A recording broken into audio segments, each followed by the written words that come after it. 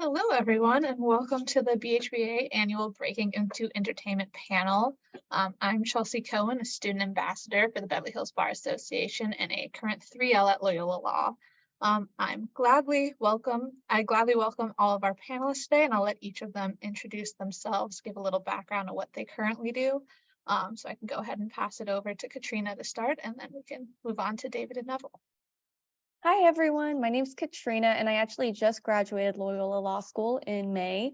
I took the California bar exam in July, and I found out I passed in November, and now I'm working over at Disney. But before I got this position over at Disney, I worked at NBC Universal. I did a little stint over at United Talent Agency, and then I worked at a few law firms as well. So that's kind of a little bit about me. Awesome. Thank you. David? My practice is entertainment, music, film, and TV. I graduated from Southwestern in 1980, and I'm still trying to figure out what I want to do when I grow up, because in addition to practicing law, I also have a management company. I also do music supervision, and I'm also producing a few movies right now. So I'm kind of all over the place, but it's created an interesting perspective in how the industry works. I bet, a jack of all trades. Well, I'm Neville Johnson. I am a partner at a firm called Johnson & Johnson, Beverly Hills. We're 8 lawyers. I started off as a transactional lawyer. I'd say we're now known predominantly for litigation. We're in every area of entertainment law you can imagine. I also do a lot of libel and invasion of privacy work. I've been a lawyer since 1975. Awesome. So we have a wide range of experience joining us today. So to begin the whole panel, I kind of wanted to ask each of you how you broke into the industry. I know for Neville and David, it's been a little bit while as compared to Katrina, who just joined us. But if each of you can kind of talk about how you broke into entertainment and how you got your start in entertainment. We can start with you, Neville. Well, I knew from the time I was 12 I wanted to be a lawyer, and I was nuts about rock and roll. And when I was 18, I thought to myself, I bet I could merge the two. And so when I got to law school, I thought, oh, I'll never do litigation. But you have to take all those courses as it was. And I studied copyright law, and I was so intent on just getting the knowledge in that area that I audited the class of the god of copyright, Melville Nimmer at UCLA. And then I did as much as I could to make to learn anything else I could about entertainment law. Took the courses that were available, which weren't very many at my law school at the time. And then I dropped resumes unsolicited at lawyers' offices, etc. And basically what happened, I was in a nightclub, and Juice Newton was playing, and I asked her, who was then unsigned, her bass player. We started talking. I said, well, who's your lawyer? And he mentioned a guy named Owen Sloan, and I sent him a resume, and he had me come in for an interview, and I got hired. Very cool. I never knew that, Neville. Very cool. And David, how'd you get your start? I think I was 8 years old at the time. I was watching the Ed Sullivan Show, and the Beatles were on. And I just got so taken by the energy that I just said, I want to be a musician. And so I started taking guitar lessons, and I thought I was going to get a record deal and a publishing deal and be a recording artist. And unfortunately, I like to eat too much. And I decided that wasn't a really good idea for me, because there were too many people in my hometown that were much better than me that weren't making money as musicians. So I said, well, I'll do the next best thing. I'll go to law school and I'll learn the business side of the industry, and then I can help all the musicians that are being screwed by the big companies. And so my first job when I was in law school, I was an intern at the Deputy City Attorney's office in Santa Monica. And I was doing a little of everything. I was doing some zoning and planning, some personal injury stuff. I was doing assault and battery cases for the police department and the fire department. But the one thing that I didn't count on is that the city attorney's office also did all the legal work for the Santa Monica Civic. And so the first entertainment matter that came across my desk, they didn't have any performance licenses with ASCAP, BMI, and CSAC. And so they got letters, basically saying, hey, we're going to sue you if you don't take out a blanket license. And Gary Ferguson, who was running the venue at the time, he reached out to me and he said, these people are out of their minds. We don't need a license, do we?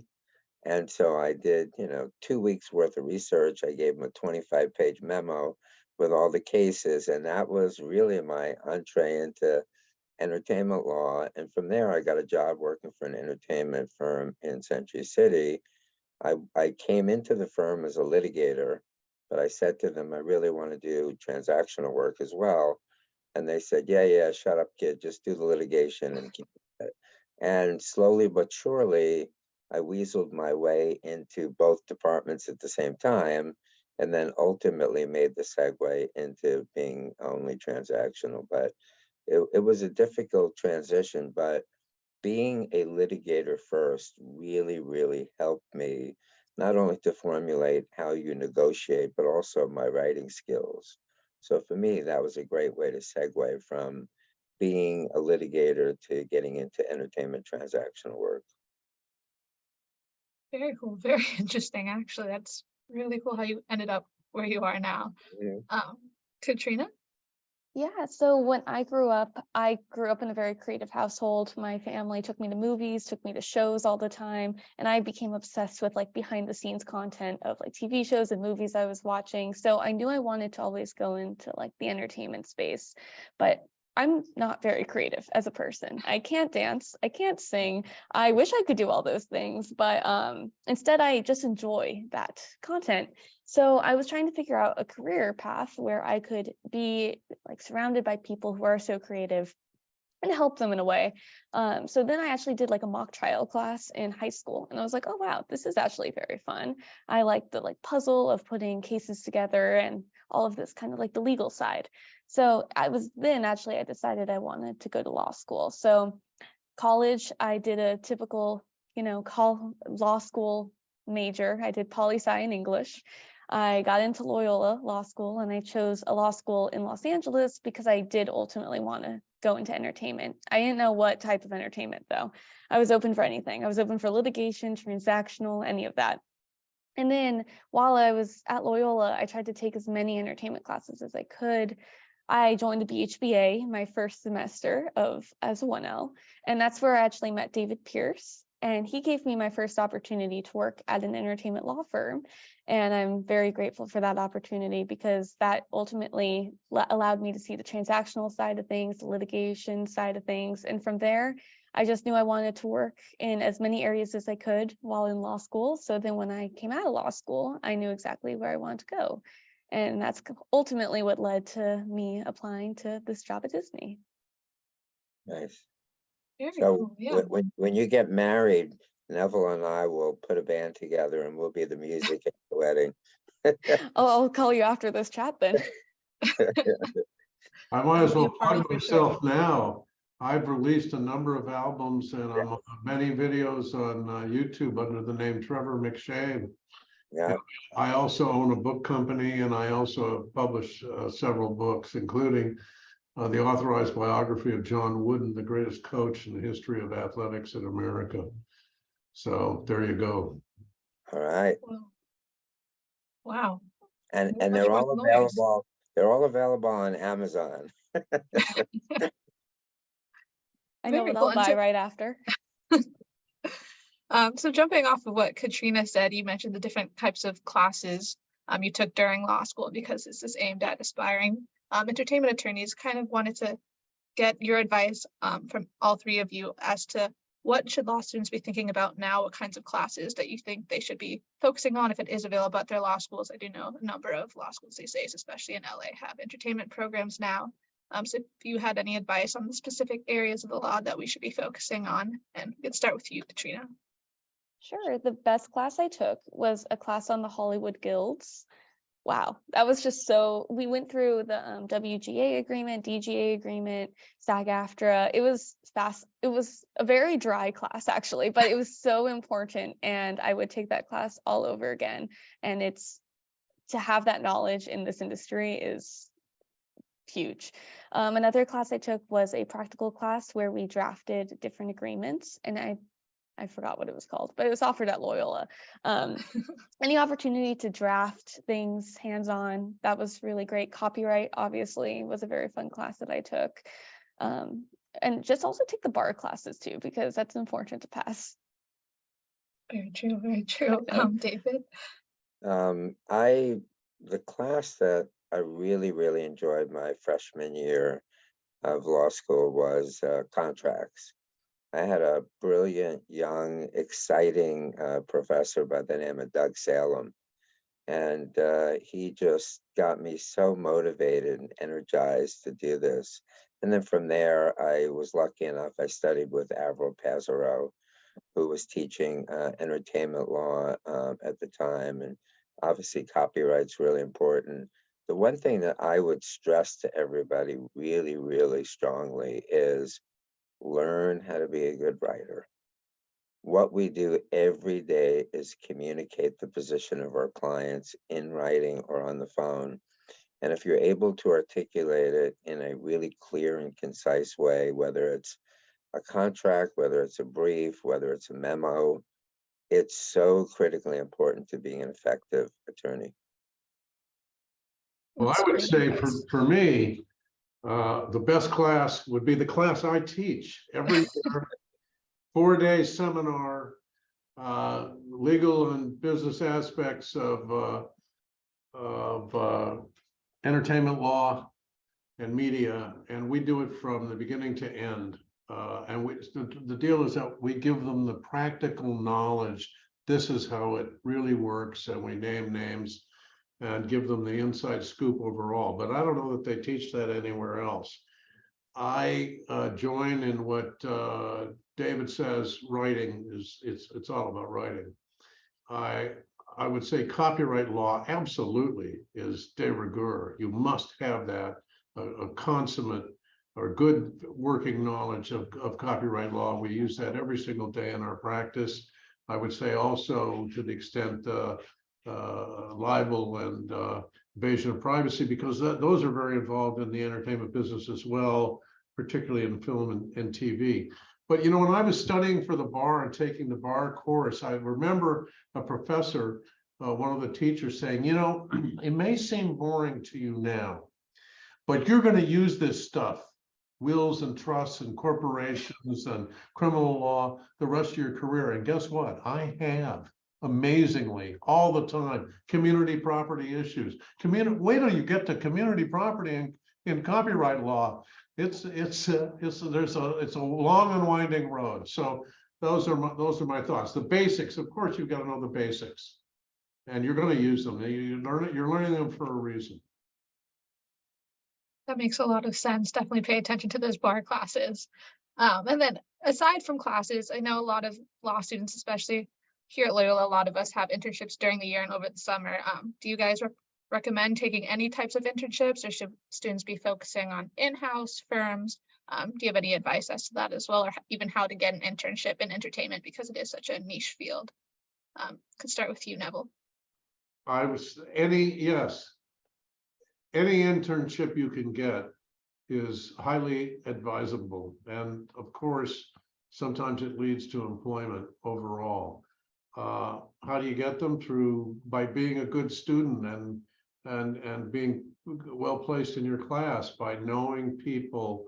I mean, that we're going to be talking about this, relationships overall, but by getting yourself known to somebody who's in a position to employ you. And it should be in the industry and in the area you're interested in. If you're interested in transactional, get a transactional job. If you're interested in litigation, go with a litigation firm, even if it's not an entertainment litigation firm. That's what we're looking for, are people who know litigation, and we don't have to train them because they're excited and know about it already. You know, I don't want to take a rookie unless I have to. That's good to know. Yeah, not many people tell you to take any type of job as opposed to focus on entertainment. So At that's the good to know beginning that of your it's career, experience. you don't have that many choices. Exactly. Usually. So don't let it go by. Very good to know. David. Right after my first year of law school, I got into a federal work study program that landed me at the city attorney's office in Santa Monica. And I literally worked there for my junior and senior year in law school. And when I passed the bar, they offered me a job as deputy city attorney. So for me, I only had one job the whole way through law school. And it wasn't entertainment, although, as I mentioned, I had some minor entertainment matters, but it was really so refreshing to be in an office where one day I was negotiating a lease to build a skate park on the beach in Santa Monica. The next day I was handling an assault and battery case for a police officer. The next day I was representing the driver of a bus who stopped short, and these two old people went flying down the aisle. So I got a very broad breadth of knowledge and experience, and it really helped me tremendously when I went out into the real world. But I will say this, you know, like Neville said, you grab what you can grab, because when I graduated Southwestern, I sent out 200 resumes and got rejected everywhere. And interestingly enough, I saved all the letters. I don't know why I did. I saved all the letters. And then when I bought my first house several years later, I found the box with all the letters in it. And I was flabbergasted, because all the people that said, you're not qualified, you don't have the experience, you weren't on moot court, you weren't on law review, they were all my friends and colleagues. And so it's really fascinating to see how you go from knowing nothing, not having any relationships with anyone, and after a few years in the business, you kind of, you know, get your feet wet, and all of a sudden, all the people that wouldn't even take a second look at you are now your friends and colleagues. Let me say one thing. It was the only job I could get as an intern in law school was the public defender of the county of Los Angeles, which I did. I was the only person from my law school that they hired. And it turned out that after my first job, I didn't have another place to go. But at that point, the public defender's office had offered me a job, and it was very tough to become a public defender. And I then became a public defender for 10 months, and was an enormously valuable experience in court every single day, trying 100 cases or so.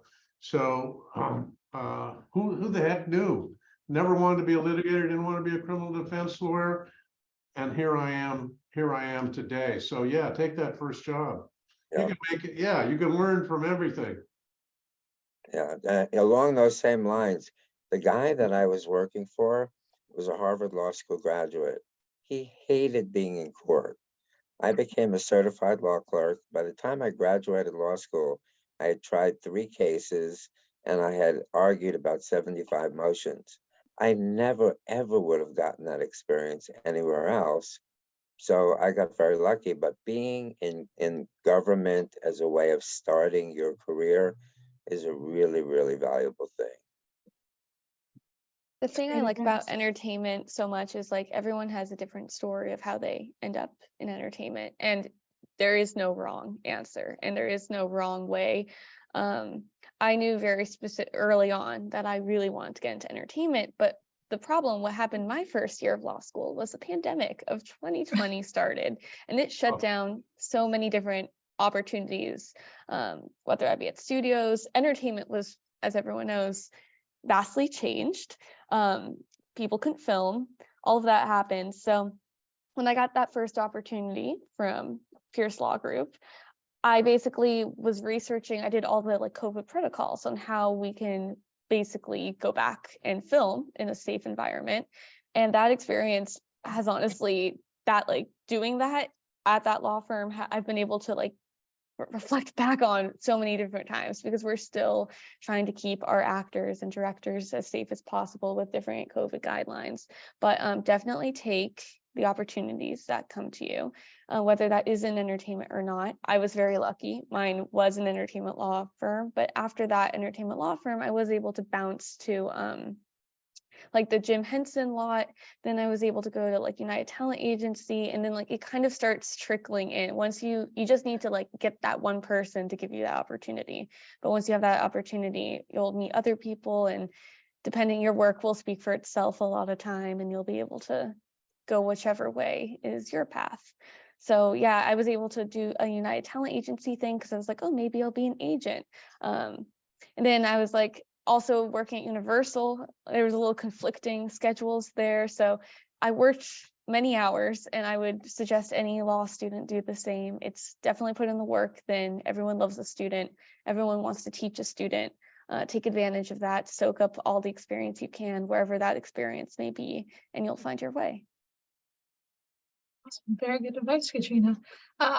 So going on for that, once you have your first internship or your second or third, do you guys have any specific advice for, turning that into an opportunity, or even how to transition if you say working in litigation in PI and you want to switch over to entertainment? This might be more for Neville and David than Katrina, but how would you have that advice for someone trying to pivot from something related legally, but not exactly in entertainment? Look, we have hired over the years many people who were lateral hires from family law, from defending lawyers and judges for wrongdoing, from PI, and we hired them because they were skilled in what they were doing for knowing litigation overall. Yes, it's competitive to get a job in entertainment, whether it's transactional or otherwise.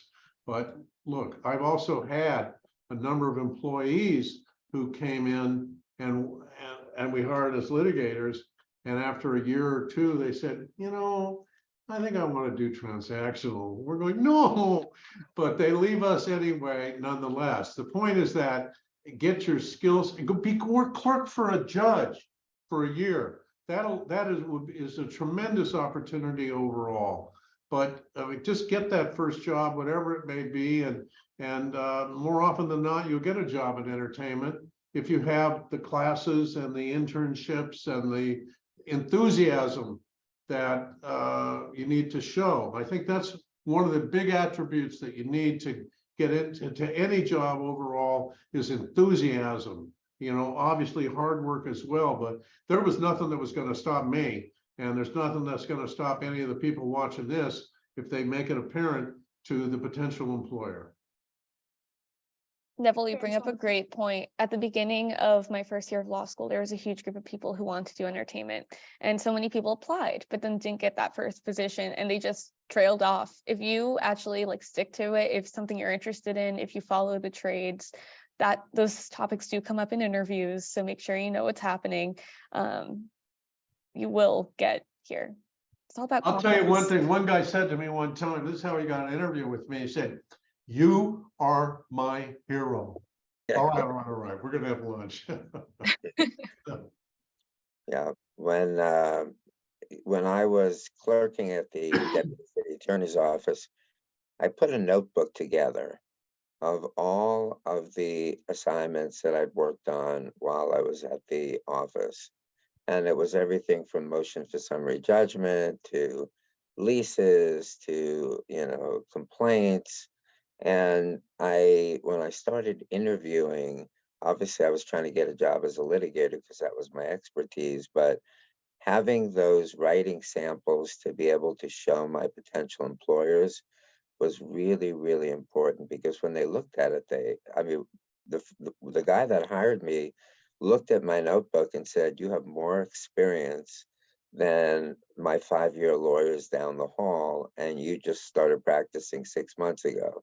So again, it goes back to, you know, your first job, whether it's government or whatever it happens to be, soak up everything that you can learn and then use that to your advantage. So the transition that I made from being a litigator to going into transactional entertainment, I started going to all the nightclubs in Hollywood. So my first year in practice, I was the geek in the 3-piece suit that would show up at the Troubadour or the Whiskey or the Roxy, and I was running around trying to meet bands and meeting A&R people. And I met a guy who was a songwriter, and he didn't have a lawyer, and he said, Kenny Rogers has a publishing company. Would you represent me in doing the deal? So I went into my boss at my firm in the entertainment department. I was still in litigation. And I told him I had gotten this opportunity to negotiate a publishing deal with Kenny Rogers Publishing Company. And he looked at me flabbergasted and he goes, how the hell did you get that? And one thing led to another. I started picking up some more clients. And then as I started being able to bring in business to the entertainment department, that's when I was able to segue from being only a litigator to really straddling in both departments because I was bringing money into the firm. You know, I want to say also at our firm, if we're interested in you, we immediately say, you must send us 2 writing samples. It's really important. So speaking to those writing samples, I do know a lot of students are watching tonight. Do you recommend anything specific, whether it's memos or even writing for a law review? What advice do you have, especially when you're looking to hire? I would take it all. Yeah, the more diversity, the better, I think. Good to know. You know, one of the things you want to do is to distinguish yourself as much as possible. The law is changing every single day. And so I think one of the things I did was I wrote a law review article early on for the USC, a lead article on the history of personal managers and the problems in the law with respect to that. That was a hot topic then. It's still a hot topic now, but I would say to any student, whether it's a memo, a note for a law review, or some sort of an article on a topic that's pending right now in the industry. For example, what's going on with how talent is going to get paid for streaming. That's a huge problem that's happening today. And what are you going to sell? What do you sell as a lawyer? You sell your knowledge, and combined with that knowledge is your wisdom as much as possible. So you need to know what's going on right now in the marketplace.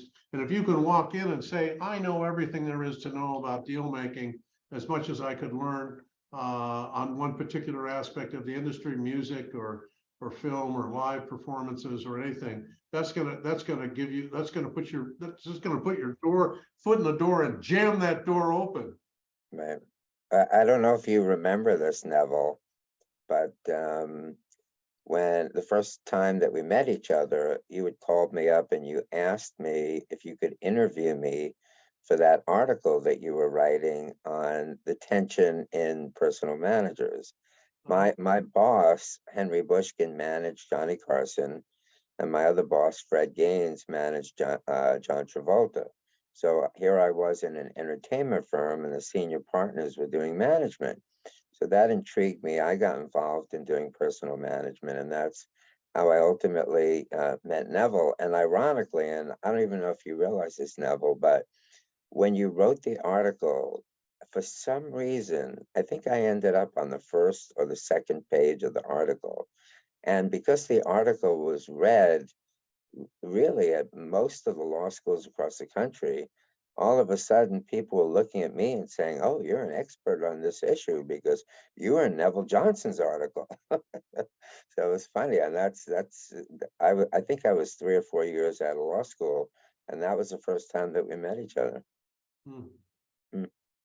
Small world, very cool. Yeah, I mean, I got my current internship from writing my law review article on blockchain and music, so Well, definitely worth writing. let me say another thing right now, and how that's important about getting ahead in the business, which is to be friendly with everybody. And the people in law school are your competitors for grades and law review and jobs, but they're also your colleagues, and you're going to know them the rest of your life. I guarantee it. For example, David and I still know each other, although we went to the same law school. And I used to view David as a competitor of mine because at one point, I was seriously involved in trying to be a full-time music lawyer and in transactional. And 20 years into my practice, 15, I was in a deposition and I was talking to a young lady and she said, "Oh, I was at this law firm." And I go, "Oh yeah, David Helfant used to be at that law firm, right?" And then I said, "You know, he's incredible because he's the head of a charity that helps people who have sighted vision problems." And she goes, "Oh, he's just the greatest."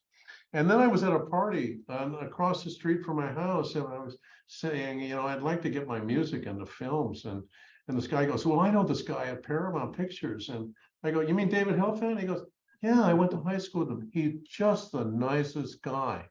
So I called David, and we weren't really that good friends, hardly at all. And I said, I'm just calling you for one purpose, to tell you how loved and admired you are in this town."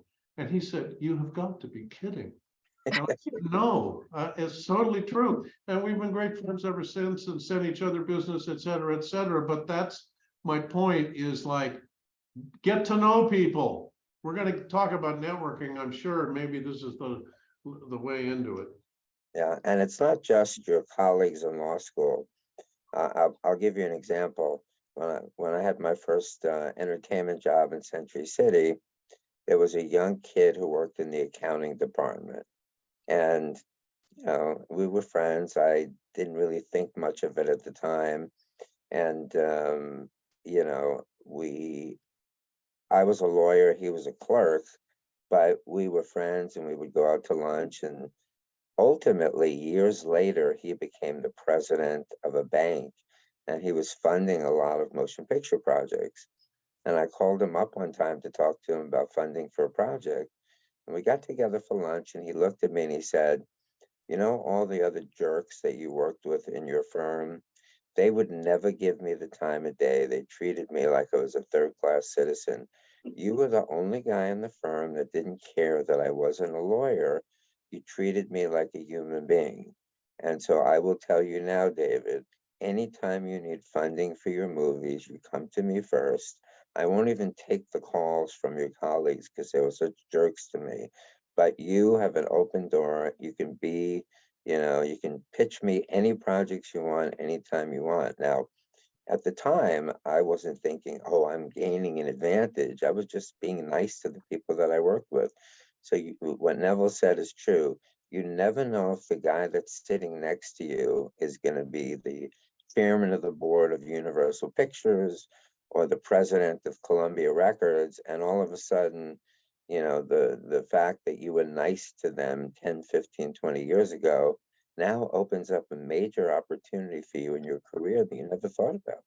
That includes you know, I tell students all the time, and other people, if they're willing to listen, that you want to be a gentle person with everybody, because at the end of the day, you might want to do business with them, and your job, this is the conflict in being a lawyer, your job is to be an adversary, to be an advocate on behalf of your client, whether it's in transactional or it's in litigation. And sometimes you can get emotional about that, and you're not supposed to be.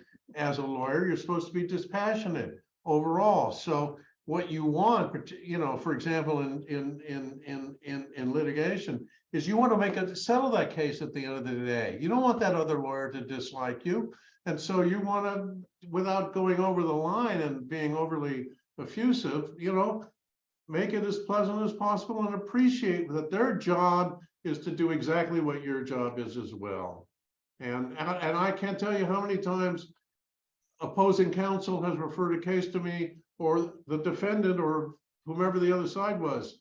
If I was defending somebody who said, you know, I like the job you did, so I'd love you to hire me, or I'd love to hire you. So there you Yeah. go. And that, you know, the funny thing about it, I'll tell this story, Neville. Years ago, my brother was running Interscope Films, and Neville had a lawsuit against the film company. My brother calls me up one day and he goes, "Oh my God, I just had the worst experience of my life." I go, "What's that?" He goes, "I was deposed by Neville Johnson." And ironically, years later, he hired Neville to represent him because he knew that Neville was so tenacious in the way that he handled and represented his client in that matter, that was very impressive to my brother, and he ended up hiring him years later. So you just never know when the next opportunity comes up because of your skills. Yeah, and your brother hired me in part because I heard from another guy I know who went to law school with him at UCLA and said, he said, "How about Neville?" He goes, "Oh, Neville's good overall." Yeah. So let's talk about networking, if that's okay. That's just so important. This is what I didn't know at the beginning, and I didn't learn for 1 or 2 decades, was how important networking was. I figured I'm so good and so smart that the world is going to be a path to my door. Absolutely not. It does not happen. You get out of law school and you're at the beginning of your profession, and you have to get out and market yourself, just like anybody in any business has to get out and market his or herself overall. How do you do that? Well, you join bar associations and you meet other lawyers like this right now, or would-be lawyers, and you get to know each other. And so when I started out, I was active in the Beverly Hills Bar Association. Then I kind of dropped out after a few years. But guess what? All those people that were active in the Bar Association became judges and important people in the industry overall, or just generally speaking. Now, if you're a law student, or a young lawyer, you know about or should know about Barristers. And Barristers is for lawyers less than 10 years out, or under 35, I think it is. And that is, those are the go-getters. And particularly, you get yourself on the executive committee of Barristers, because then you're going to be meeting regularly, at least once a month. And studies have shown that you have to meet somebody 4 times or more until you establish that rapport, that bond. They know who you are. And it's through that, because you're all working for that common good, whatever it may be. You're rubbing shoulders, you're finding out what's going on, and you're learning about people who are in other areas of law as well. And why is that important? Because they don't teach a class called referral fees in law school. And it's hugely important and potentially unbelievably lucrative for you, particularly in personal injury. And you're not going to be able to make a referral and get a referral fee unless you know who to refer to in the first place. So you're going to keep your eye on who the personal injury lawyers or law firms are, so you can get that fee. I always like to tell the story of the construction guy working at the rock star's house who fell into a hole and who really hurt himself. And I get the personal injury lawyer over there. They sign him up, and 1 year later, I get a check for $100,000. Works for me, so it's going to work for you too. But I had to know at least after that, I really started to get to know personal injury lawyers, etc. Overall. But you also want to know people in the business as you're coming up, because you will hear about other opportunities from them. You'll find out what the current trends are. It's motivating to hear about their successes and losses as well, so you can all commiserate.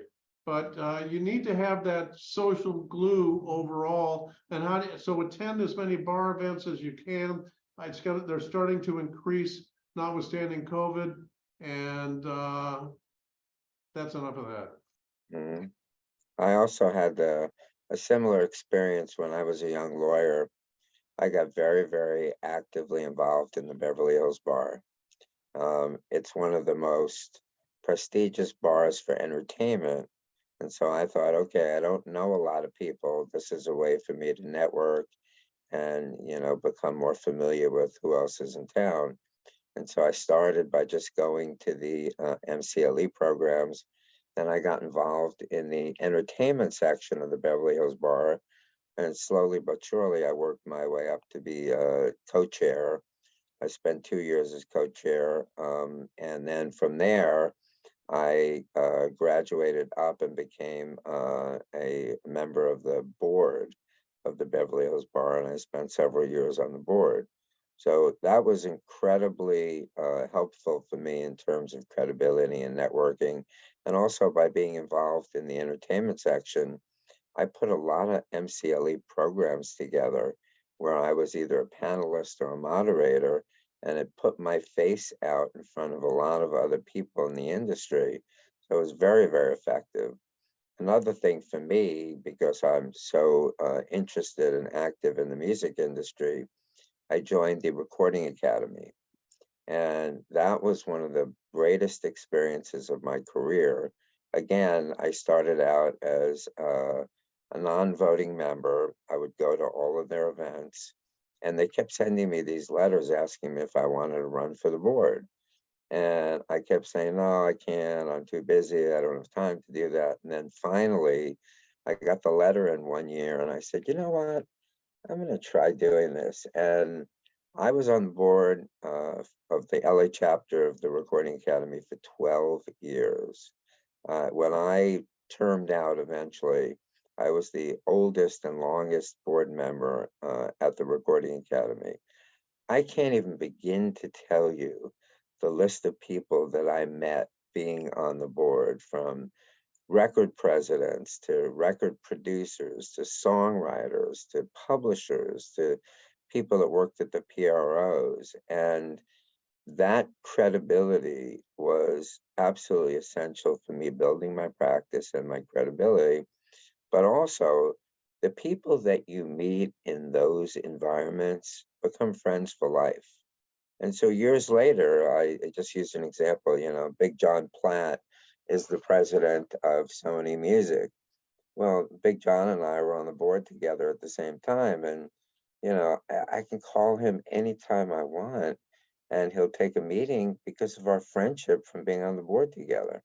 I could have never had that kind of rapport with him if it wasn't for being on the board. So you do everything you can to network. And Neville mentioned earlier too, I got very involved in charity work. I, became a fundraiser for Music Cares, which was part of the Recording Academy.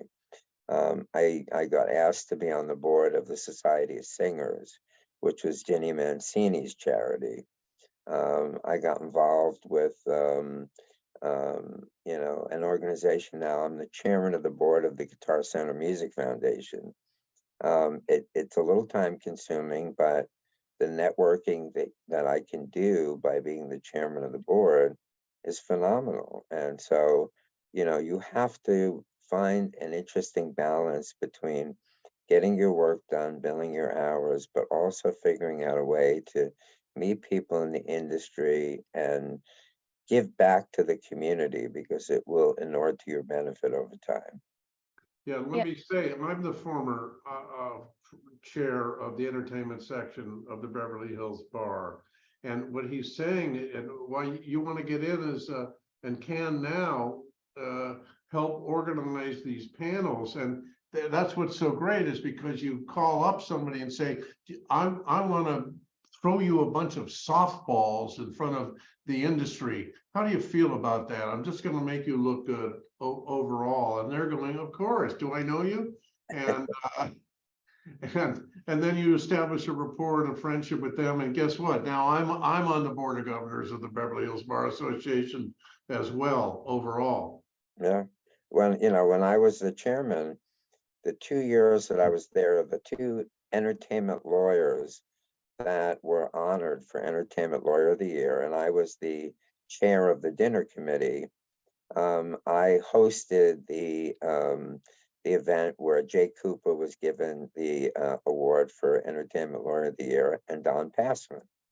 So I never would have had the opportunity to interact with those guys on that level had it not been for me being the co-chair of the entertainment section of the Beverly Hills Bar. Yeah, it took me a while to get there. I had my sights on various people I wanted to meet.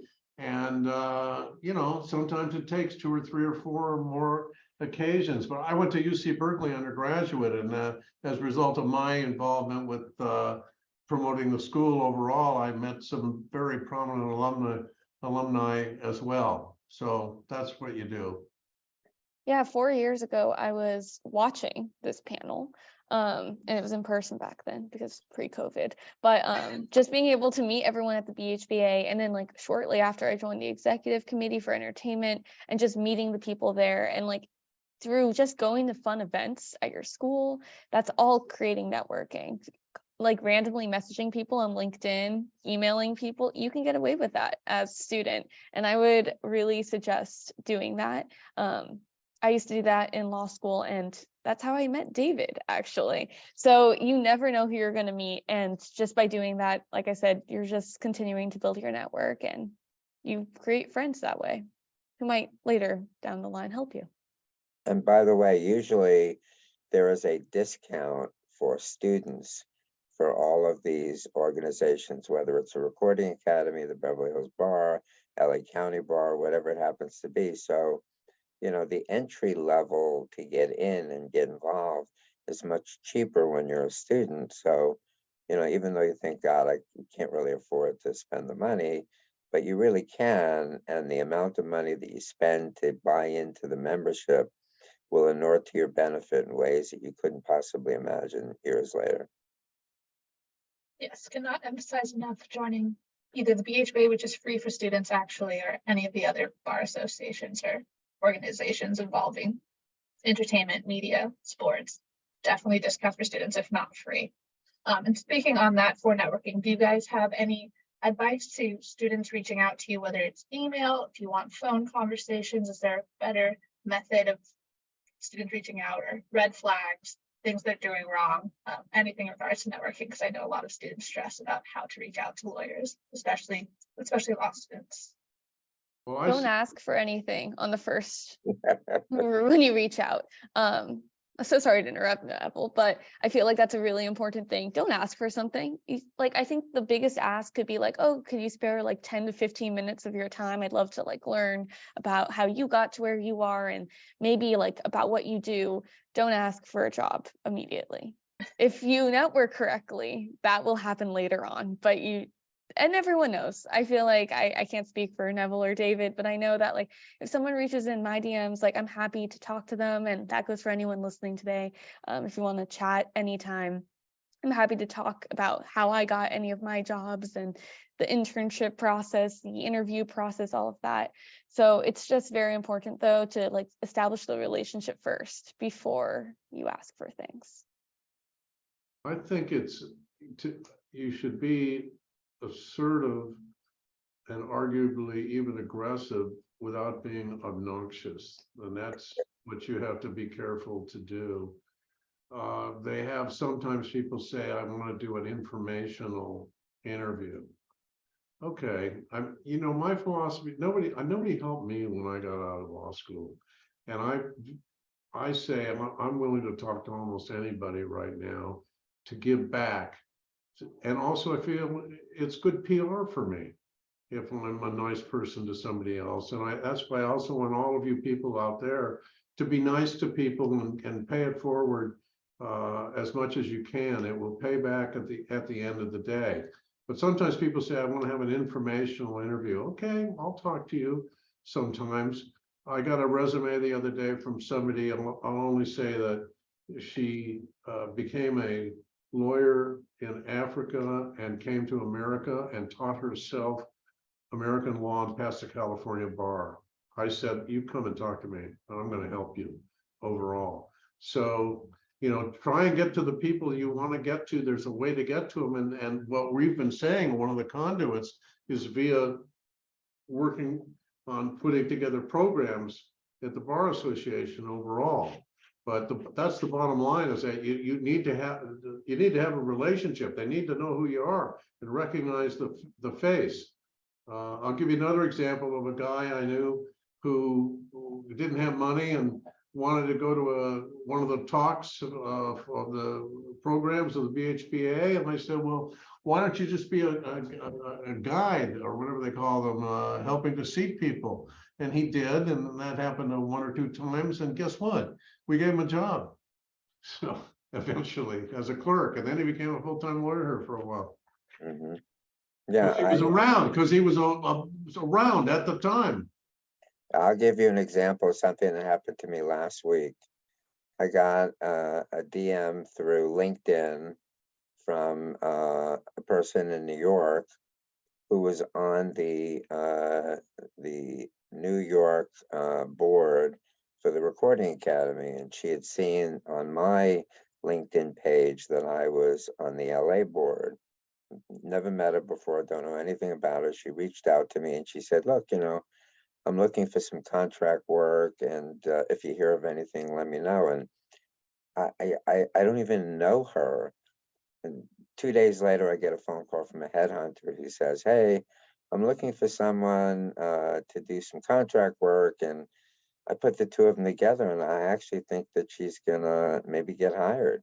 Now, I didn't know this person from Adam, but because they were professional in their approach and they had some credibility because of their background, I connected them to someone that could help them get to the next level in their career. And so you never know, but like, much like Neville, I'll talk to people, I get approached through Facebook and Instagram and Twitter. And so, you never know how people are going to get to you, but if you act in a professional and responsible manner, you don't know what doors can open for you.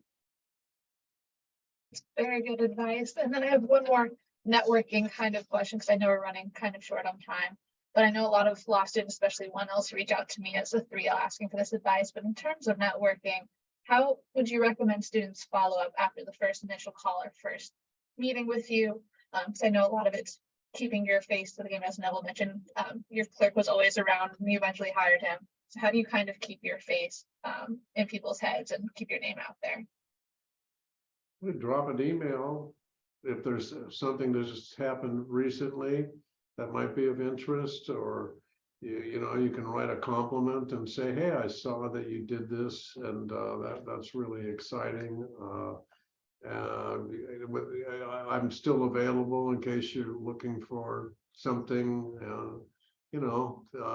appearing at the same events they're going to be at. I mean, I wanted to meet this one big time litigator, and it was the Association of Business Trial Lawyers, and they met in Hawaii. So I went to the convention, little old me, so I could sit next to him at the pool, and he go, well, you're an interesting fellow, Mr. Johnson, so that's how I did that, was I just was in the right place at the right time. Yeah, I think being out in the real world, whether it's hanging out at a nightclub or going to a bar event or whatever it happens to be, I mean, I think the more that you can get out there, meet people, and as they say, shake hands and kiss babies, you don't know what opportunities will arise. But when I was involved in the Beverly Hills Bar, I had the highfalutin idea of, well, I'm going to be a state bar delegate. And I went to the state bar convention and met a ton of people. So you just never know how you're going to, get your next client. But, I going back to the Recording Academy, last week was Grammy week. So I went to like 2 to 3 parties every day, and seeing colleagues and friends, but also meeting people. I was at a party one night, and the owner of the studio that was throwing the party said, I got a client for you. And he introduces me to a new recording artist who's just about to sign a record deal. And sure enough, the next day I get an email from him going, hey, can you represent me in this deal? And it was just from being at the party. It had nothing to do with, am I better than anyone else? Am I smarter than anyone else? It's just being in the right place at the right time. So much of that is true. And also, don't like get frustrated. I saw this question that came in, which was basically a question of like, how did I get to the position of working at a big company? And it's usually really helpful to have a big company on your resume. That is certainly true, but I did not have any big companies on my resume before I got a big company. So I got rejected 6 times at least from NBC Universal, at least. I applied every single term, and that was like the fall, the winter, the spring. And then I like kept in touch. I contacted people on LinkedIn who worked there, who might be in a department that I was interested in. And I was like, hey, like, I'd love to like pick your brain for like 10 minutes. I saw that you're a Loyola alum. Or I looked up, Loyola alumni on LinkedIn, because there's a way you can do that. Trying to find someone that you might have some commonality. I don't know if that's a word, but yeah, some common interest of some kind, to be able to like break into that conversation. And then just don't give up. It can be very frustrating getting a rejection, but the difference between the people who don't make it and the people who do make it, or the people who do make it, don't give up. Yeah. And you know, what you just said a minute ago is so true. The issue of having relationships with alum that you went to school with is incredible. My first job in the entertainment industry, all of the senior partners in the firm graduated from SC law school. And if you were a student from SC and you applied to our firm, your resume got pushed right up to the top of the pile because they wanted to help people from SC law school. So, you know, having the relationships with alum is really, really critical. Very solid advice. Thank you all for that. I know we have only a couple minutes left, so I just want to kind of ask each one of you if you had one last bit of advice for students, whether it's something that you think they should be trying to do better, or things that you've seen students do wrong that, you know, keeping them from becoming your interns, Neville and David, or something that you faced, Katrina, or any other last minute advice as whether trades, books, anything you guys got. I can start with you, Neville. If I can do it, you can do it. Nobody gave me a leg up, and look where I ended up. You know, for the 3rd year in a row, Super Lawyer said I'm one of the top 100 lawyers in Los Angeles, and I may have been the only entertainment guy. And that's because I got out there and I did it, and I loved learning law, and I still am actively involved in learning and loving law and keeping up with it overall. So what's the number one thing I can say? Okay, I wrote this book about John Wooden. Because of his philosophy of success. He says success is peace of mind, which is a direct result of self-satisfaction and knowing you've made the effort to become your best. And the key ingredients are enthusiasm and hard work and going after a difficult challenge. So look, you got to spend so much of your time in your life working, make law a joyful experience for yourself. And if you can do that, you're going to go far overall. Nothing can stop you. It's a great time to be a lawyer in entertainment with the plethora of streaming services out there and other opportunities that are happening. It's consistently changing. It's actually quite a small community overall. I'd say one other thing is learn about that community. Who are the lawyers and executives at the various entertainment companies, and who are working at the private firms, and what do they do? And eventually, you know, here we are all these years later, David and I, and we kind of know everybody, or they know about me because I may bring a lawsuit against them overall. But that's my point: enthusiasm and hard work. Yep, I would echo the hard work aspect in particular. You know, when I started at the city attorney's office, the office would open at 8 in the morning, and I would always be there, you know, first thing in the morning, and I would always be the last one to leave. So when I got hired to work at this entertainment firm in Century City, I show up the first day of work, and I didn't know any better. I didn't realize that entertainment firms usually don't open till 9 or 10 o'clock, and I show up at 8 in the morning. I couldn't even get into the suite because the door was locked. But I made a decision very early on in my career that I was going to be the first person in the office and the last person to leave. And it didn't mean that I was any smarter than anyone else, but it meant that I was committed to being a great lawyer and to servicing the clients and being there for the partners unconditionally.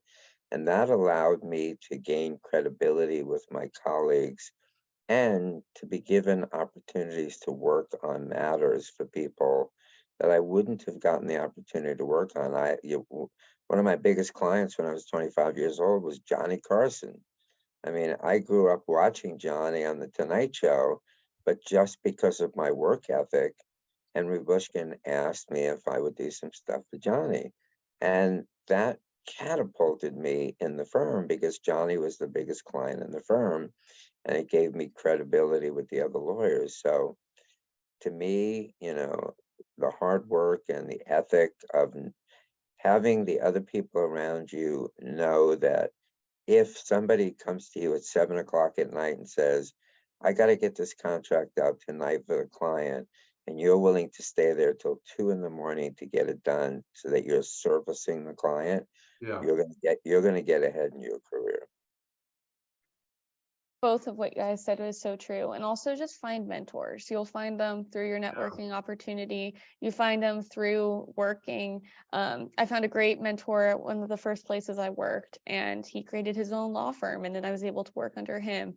And he's been fantastic and hugely influential in my life. And hopefully I can mentor anyone else who comes along. So just find the people in your life, and also, follow the trades, because I have talked about what I'm watching, movies, what's happening in entertainment news, in interviews, or literally in any circumstance at work, interviews, school. Like, if you're interested in it, then it should be easy to follow. But that would be my advice. And don't give up. Try to learn as much as you can about the entertainment business at all times and in law school, just as much as you can. Right. And one of the things that Neville said a minute ago, which I find so true, young lawyers have a distinct advantage over old timers like Neville and I, and that is the business is now driven by technology.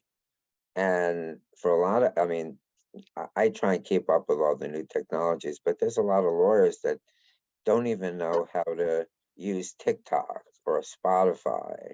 And so you have an advantage right off the bat because you're in the trenches, you know what's going on in the marketplace, and the trends are moving so fast that you create tremendous value for yourself because of the knowledge that you have that the older lawyers don't have and desperately need to be able to service their clients. So if you know how to use technology, that's critically important to getting ahead quickly in the entertainment industry.